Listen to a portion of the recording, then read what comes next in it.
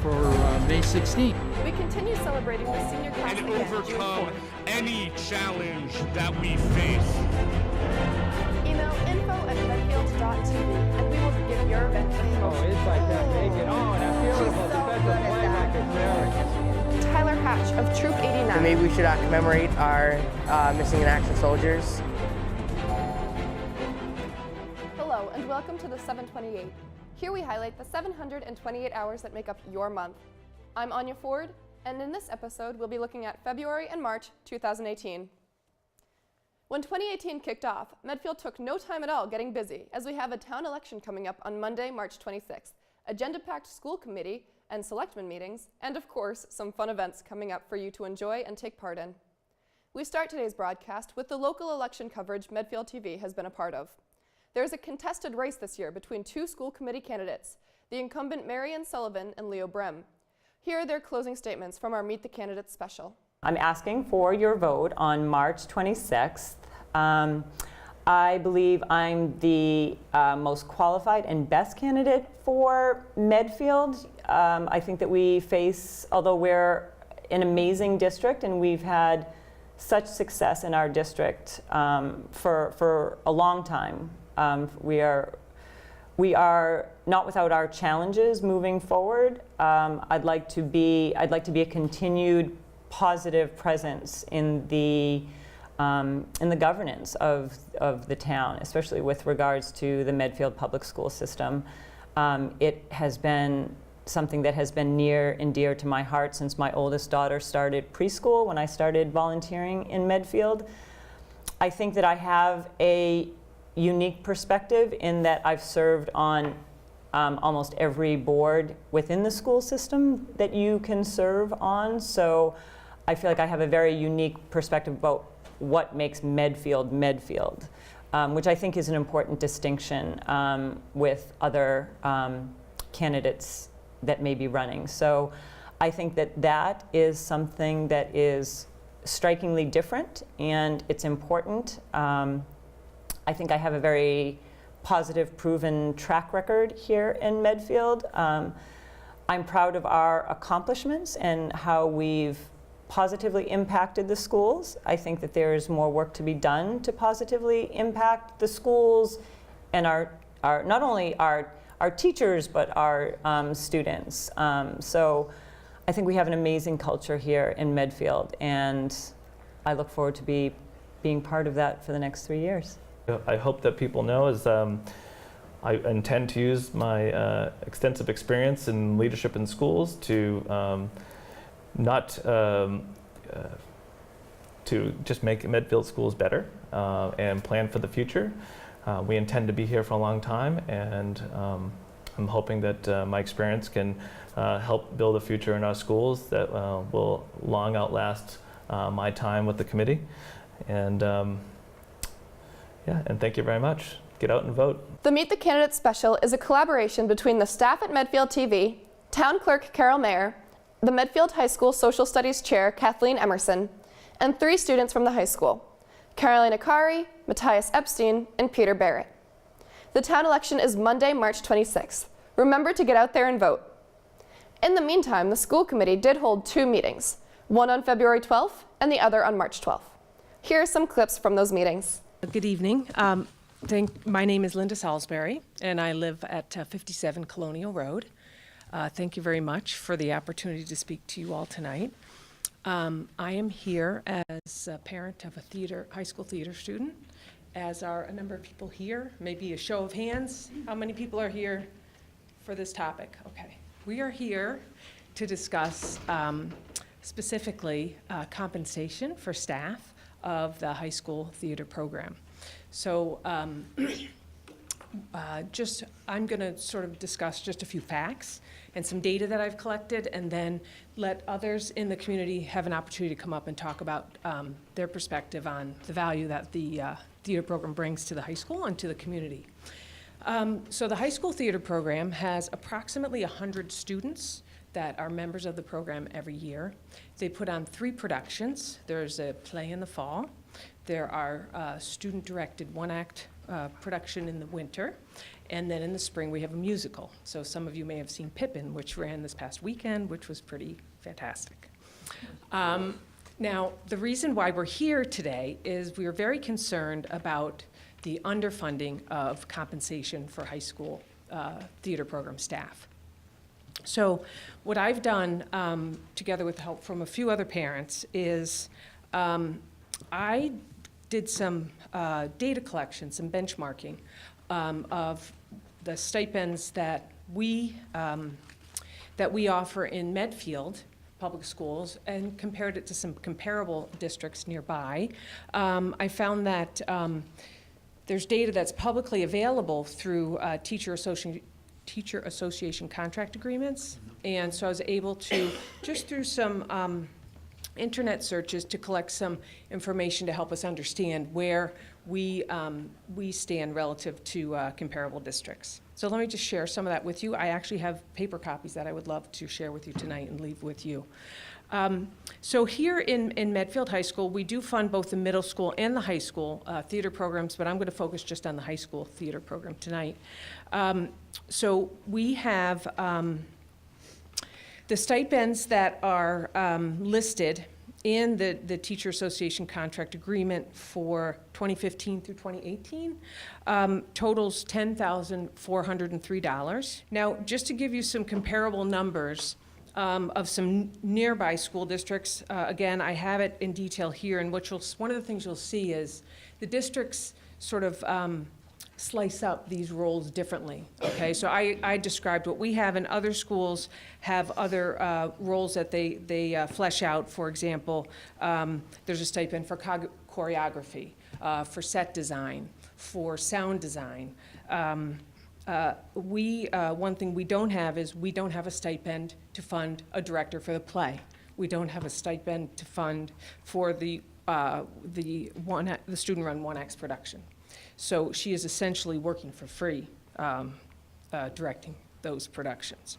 So just a few comparable numbers. We have Westwood spends, based on their contract agreement, their number is $30,900 for the high school program. That funds 2 shows and the roles that are associated with those. They currently, at the time I collected the data, which was about 3 months ago, they had 1 additional show that they were proposing, and it was up for approval. And that, if it does get approved, their budget will then increase to $35,900. Another school district nearby is Natick. In their program, I don't know the size or number of productions, but their entire high school stipend totals $21,523. And then lastly, right down the road here at Dover-Sherburne, their high school program, again, I don't know how large it is or how many productions they put on. They fund theirs at a total of $17,203. So a couple of things. I emailed a couple of parents this morning, actually.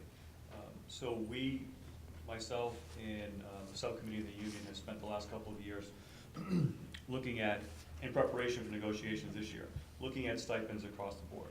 One of the things that we found when we were looking at and having a discussion is that the stipends haven't been part of the conversation in collective bargaining for many, many years. So many years they've just kind of stayed the same and they rolled over. Many communities you'll see that they'll apply the cost of living increase to stipends. That wasn't happening here. So they're pretty stagnant in terms of their amounts. And what we did is we looked at Westwood, Holliston, Hopkinton, and Wayland. So those are the 4 communities that we're using as our benchmarks. And we're trying to look at all the stipends, and again, you find that some people call them different things, but we're trying to get apples to apples as far as that stipend and try to make a correction on all of them. Now, we did the work for about 1.5 years, I guess, not full 2 years, and put a proposal together. They submitted it to me, we went through it all.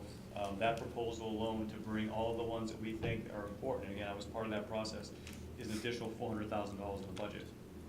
So that's across the board. That's just not theater, but that's curriculum, stipends, athletics weren't as far off as others we were looking at. So we felt like we got to come up with a way that we can do this so that we pay our folks that deserve it and get them up to where they are everywhere else, but do it in a way that maybe take more than just 1 year. So that's what we're looking at right now. It's part of negotiations where we're fully aware there's going to be movement in the stipends going forward. That's something that we have as a goal. Mary Ann and Anna May serve on that subcommittee. And certainly the teachers union has that as a goal as well, to really make some adjustments there. I looked at Christy Barney. Is Christy here? I don't know if she's here. No, she's out of town. Okay, so she had sent me some information too. I think you were on that email too. Yeah, you both were on that email. And some of those numbers were shocking. I mean, the difference was shocking. And it's just, when you get a stipend, you look at what Westwood has, and that was one of our comps. That's an accumulative stipend that keeps going year to year with cost of living increases or revisited every couple of contracts. It just hasn't been done here. In the last contract negotiation that we were all involved in, it really never came up as anything to discuss. So I think it was a concerted effort with the union and me. We sat down and looked at it, and we put that together, and that comes up to the school committee as part of negotiations. But we recognize it's out of balance, out of whack. There's no doubt about it. In terms of what we can do this year, we'd have to sit down and look at it. I'm not sure we could do something financially with us, but maybe work together with boosters and do something. But I think that we've had a lot of feedback this year, positive feedback from what she's been doing. So it's been great. Certainly, this weekend was a testament to it. The kids did a wonderful job, and she certainly did as well. I'm just always amazed at the work that our kids do every time I go. It's just amazing. So I think that's something we're working on. It's totally on our radar with negotiations. It's not something that we're dismissing. It's really important to us. So. Our school committee meetings can be seen on our education channel, Comcast 12 and Verizon 36, or on our YouTube page at your convenience. The selectmen are gearing up for the town annual meeting coming up in June. Here are some clips from those meetings. We have the director of the Medfield Youth Outreach, Dawn Alcott. Dawn? Thank you for having me. I'm here tonight to talk about the budget increase in the youth outreach budget with the addition of a prevention specialist position. I've requested $30,000 for a part-time position for a prevention specialist. We've worked for several years to try to obtain grant funding for this position, and it has not worked out. Our office took on coordinating the Substance Misuse Coalition, the Prevention Coalition, and as a temporary placeholder until we could hire someone. And we're finding that with a consultant that we hired 2 years ago, that we need a full-time position in actuality, but given the budget crisis that towns are always in, we thought we'd start slow and in hopes that this person could bring us to a place where we would be successful in applying for grants in the future. The town needs to get more data together in order to apply for these grants, and there needs to be a strategic plan in place. And we're just short staff and personnel to drive that forward. And prevention is its own science. It's its own unique science. And somebody that is trained in prevention science is really needed to drive the process forward. Just a couple of questions. If the primary target of this is, it sounds like parents of middle school and high school kids, why isn't this a school position? It's essentially parent education coordinator. The target is not just parents. The target is the whole community, like environmental changes that will promote social norms marketing campaigns that cover the whole community. Where these programs typically start is with youth and with parents, but they grow out to the whole community. So the communities that started them in the schools have all moved them to their towns, by and large. And that's true for Wayland. It's now a town position. That's true for Natick. It's now a town position. And I believe that other towns as well that is true for. That they've had to pull it away because then it's viewed to be only about youth and parents when substance misuse is universal. It falls on all of us, and the potential for, impact falls on all of us. It might be somebody we love or care about, but to reduce stigma is a community-wide concern.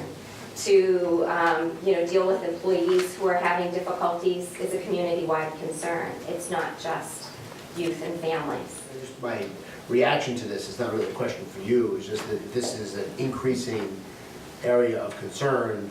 We ought to find another area within town government that's a decreasing concern and find the money for this position by eliminating a position that's less important now as time has gone on, as opposed to adding overall to the budget. I think if this is an issue that's new and government needs to be involved in this, and this would be helpful, and I don't have an opinion on it yet. I do think it's the kind of thing that would be a resource reallocation as opposed to just an addition. There's got to be something among the other positions in town that are not as important as this. If this is increasingly important, and eliminate that position in favor of this, that would be where I would start. The chief of police, 7 o'clock, and our new sergeant. Wow, very punctual. Almost. Yeah, no, be right there. Well, good evening. This is a very simple, straightforward, happy event. Officer Colby Roy was promoted by you folks several weeks ago to the rank of sergeant. So we thought we would have a public pinning of him, even though it's been pinned to him for a few weeks now. We have some visitors here with us also, Chief Christopher from Millis, who we worked with quite a bit. And somewhere back there, I believe, noticing the helmet, it must be Motor Officer Al Manganello of the Walpole Police Department is with us. Yep, it is. And formerly of the Medfield Police Department. Yes, don't anyone get any other ideas. They've got enough motor officers over there now, just fine. We have Deputy Chief, Sergeants, Patrol Officers, a collection of people here from Medfield. And Colby has some of his family members here who he will introduce when he comes up. And a young lady who he will also introduce is going to do the pinning. It's been practiced. It's going to go flawlessly and bloodless. Excellent. Sergeant Roy, come on up here, please.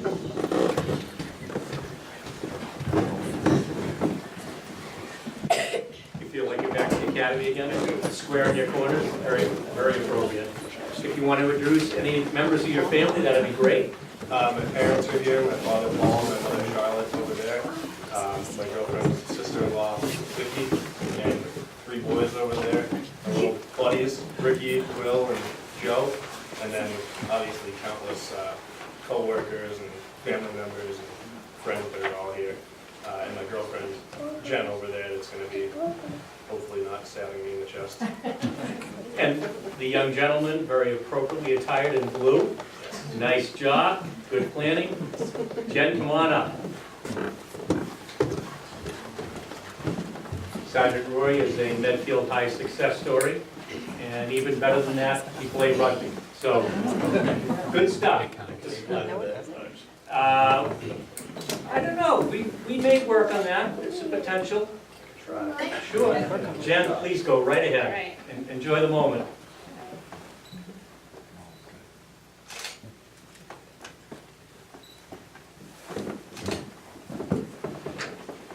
Nice job.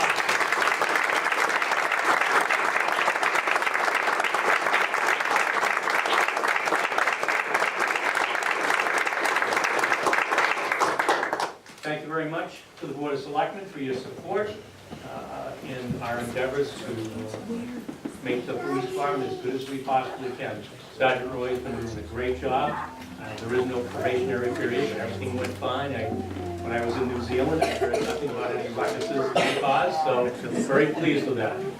So, thank you, and we will adjourn to the next room if anyone would like to take any photos and whatnot. Congratulations, Sergeant. Those meetings can be seen on our government channel, Comcast 22, and Verizon 45, or on our YouTube page at your convenience. Medfield TV produced a video promoting the town election coming up on March 26th. If you've watched our station, you have definitely seen this video played. But if not, here's the clip we produced.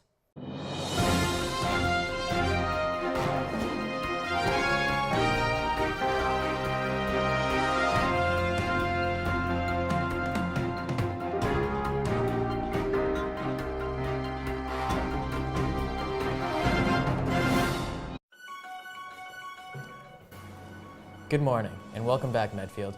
I'm Matthias Epstein. And I'm Peter Barrett. And today, we have some breaking news for you. That we do, Matthias. We have just received word that the annual town government elections are coming up quickly. Make sure you mark your calendars. The elections are on Monday, March 26th. It's very important that you go out and vote to make sure that your views are represented in town. Good point, Peter. Democracy is not a spectator sport. These elected town offices are very important, as they make decisions on how to use the town budget, provide funding for our schools, and make sure that town meetings run smoothly. Some important issues that will be discussed this year are the possible renovation of Dale Street School and how to use the state hospital land. We'll now go to Pete Hurt with the weather. Thanks, Peter. The forecast is looking promising for the upcoming election, so there's no good reason not to get out and vote. Now to Matt Hias for the traffic report. Thanks, Pete.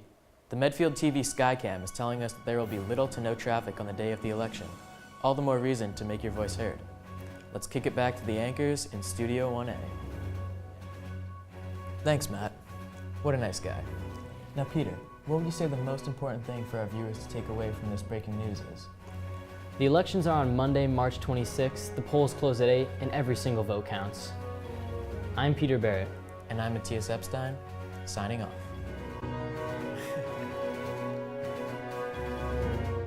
The final announcement we have is about the 2018 Medfield Foundation Volunteers Awards. The following are the Medfield Foundation Volunteers of the Year for 2018. For Lifetime Achievement, 2 awards were given. Kim Agricola for work with the Medfield Animal Shelter, and Chris Allen as the sound engineer for over 20 years of meetings and also for Medfield TV. Volunteers of the Year were Tony Santore for work with the Senior Housing Study, and also for the Lions, Board of Health, Solid Waste Committee. Susan Holbrook was also being honored for her work with the UCC Medfield and Cradles to Crayons.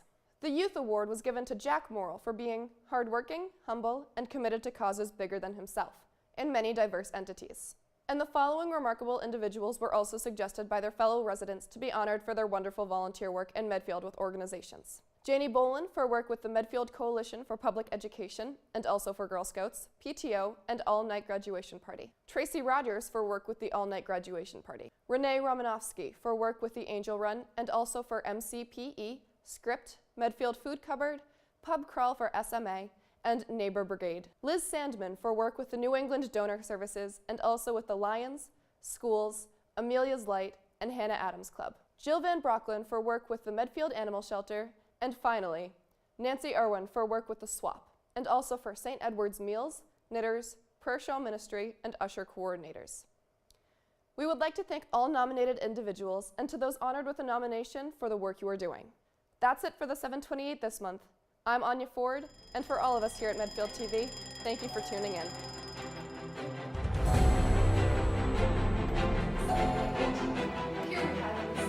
The Board of Selectmen's meeting for May 16th. We continue celebrating the senior class And weekend. overcome any challenge that we face. Email info@medfield.tv and we will give your event a promotion. Inside Cafe, get on, have beautiful She's so to good at play that. like a fairy. Tyler Hatch of Troop 89. For me, we should commemorate our missing in action soldiers.